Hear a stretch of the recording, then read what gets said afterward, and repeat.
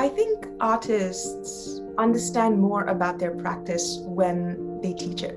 In talking about the stakes of poetry, in talking about its historical necessity and its contemporary agency, I derive my passion from that. I understand my work better when I show my students why their work matters.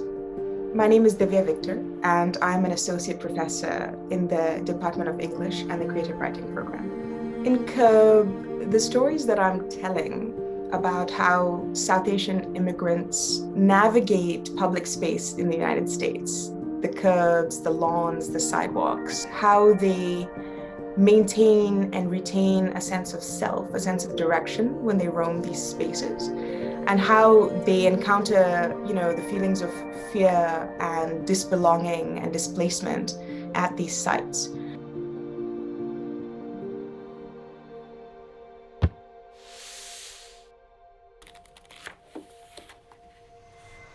The book is very interested in recognition and misrecognition. Many of the historical acts of violence or the hate crimes that took place on the bodies of immigrants and South Asians, they took place because these men and women were misrecognized as terrorists or as dangers to society. And every time I read in the news that one of my kith were stolen from us, we grieve it together. But the hardest thing, I think, as South Asians, when we grieve for strangers, the nation doesn't always grieve with us. And that to me became unbearable. And poetry became then the way to bear some of that grief.